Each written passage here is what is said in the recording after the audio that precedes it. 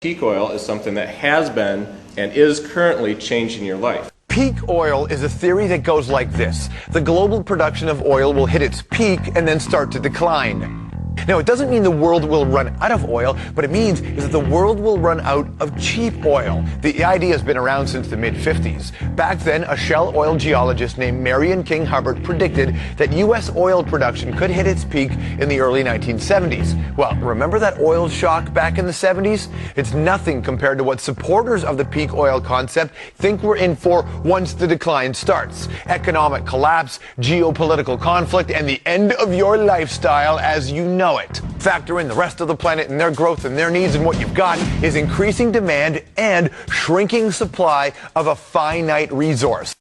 If you go to the internet and you search on peak oil, you're going to get 7,500,000 hits. The first website I went to learn about this was Wikipedia. From there, I learned about, well, what's the worst that could happen? And there's a website written about that called Life After the Oil Crash. The Energy Bulletin is probably the best. This series of books, all being published between the year 2003 and 2005, is telling us that something's going on that we're not being told about. The media is not telling us, the government is not telling us, people are not telling us about this. WCCO television, they had a series where they talked about peak oil, they talked about energy, they talked about renewables. There's an organization called the Relocalization Network, has over 100 groups in cities throughout the country that are working to plan for peak oil. Community Solution is putting together their third annual conference on peak oil. We all know that gasoline prices and oil prices are going up. Natural gas prices spiked the last winter, and they spiked in previous winters, and it's very likely in a year coming soon the prices will just be unreasonably high. We've seen a huge change in sales in the automobile market.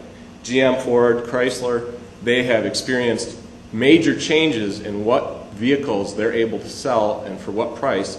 Electricity is generated, of course, mainly from coal, but getting the coal to the coal-fired power plants, like our power plants along Lake Michigan, does take other energy, including oil and petroleum resources. Heating, obviously, in the winter is getting more expensive for people.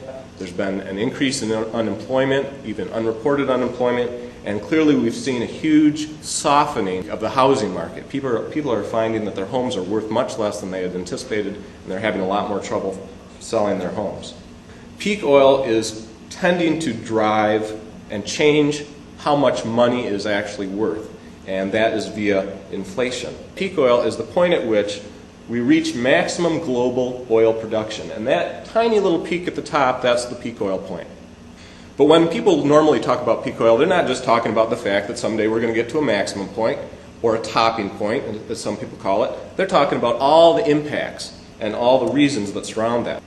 In the United States, the peak of oil production occurred in 1970. We had more and more and more oil produced out of the ground in the United States from the 30s right until the 70s. And in fact, we were doing fantastic as far as oil production in the United States.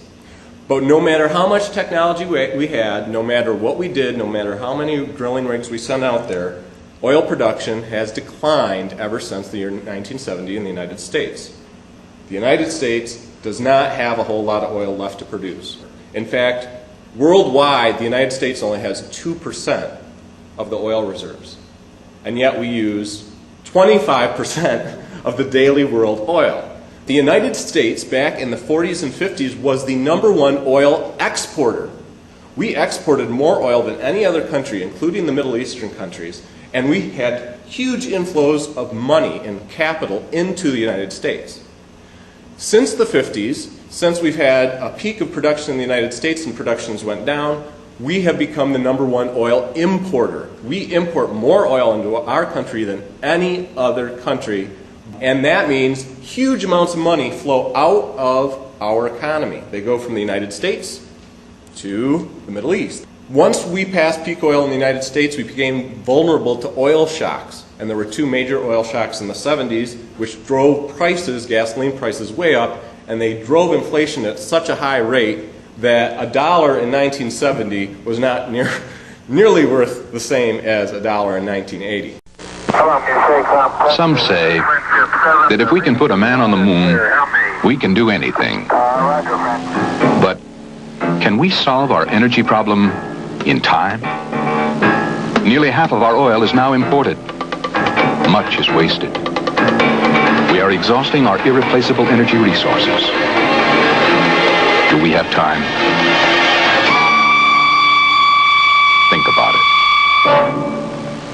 Here's a graph showing world oil production from all the way back in the 30s right up until now. You notice that we did have 2 oil price shocks, and that decreased demand for a certain amount of time. But ever since about the year 1980, we've had increasing demand for oil, and we've been producing increasing amounts of oil. And the geologists tell us this is what we're looking at in the future. If we are expecting to have more and more and more oil to do everything we want to do with it, how are we going to cope with the fact that we're entering the peak oil era and we're going to be in the declining slope of oil production? Let's imagine we could fix the price of oil at $20 per barrel. What would we demand year after year after year after year at $20 a barrel? Well, we would demand more and more and more and more and more and more and more and more. But what is the reality? The reality is that we only have this much to deal with, and so we have to do something to make up that gap. And what's happening right now is the price of oil is getting bid up, and that is lowering this curve to match the actual supply curve. There are 3 parts of the equation. You have supply, demand, and price. And if supply and demand aren't matching, then price increases or decreases to match the supply with demand. Oil prices back about 5 years ago were $10 or $20 a barrel, and now they're up to $75, $78 recently. In June 2004, just 1 day's worth of oil consumption would represent a line of barrels long enough to encircle the Earth. With almost half used for fuel and the other half used for plastics and chemicals, oil is indispensable in every single aspect of our modern everyday lives. The world population has been able to increase over the course of 1 century from about 1.5 billion to 6.5 billion, only because oil has allowed for more food to be grown and distributed than ever before. World food production is so dependent upon hydrocarbon energy. All commercial fertilizers are made out of natural gas, which produces ammonia. All pesticides are made out of oil. Now with agribusiness, you drive an oil-powered machine to plow, you drive an oil-powered machine to plant, then you fertilize it with natural gas, then you irrigate it with water that's pumped by electric pumps where the electricity comes from burning natural gas or oil in most cases. Then you spray it with oil pesticides, then you harvest it with an oil-powered vehicle, and the bottom line is that we eat 10 calories of hydrocarbon energy for every calorie of food consumed on the planet.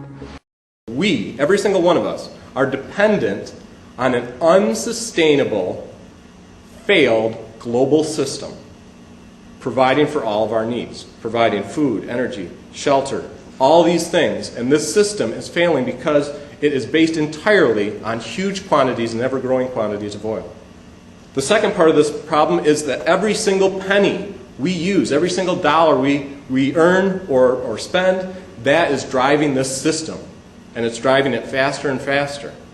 And so the only way really to end this system is to stop doing that. We don't know how else to live without this system. How do you live without the global economy? How do you live without oil? We don't know how to do that. We don't have a backup system. We don't have a plan B. We're dependent on this system, this global economy, which has no future.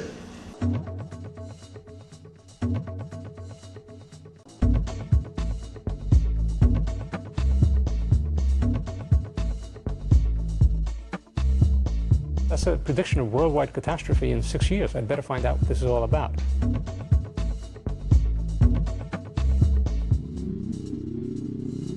The demand is so huge, there is nothing that we can imagine to replace oil in those quantities.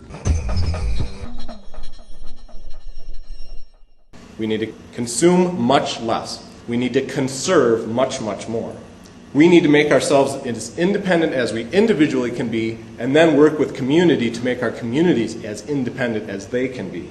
We need to develop sustainable, compassionate, local systems that allow us to continue living and surviving on this earth while protecting it for future generations.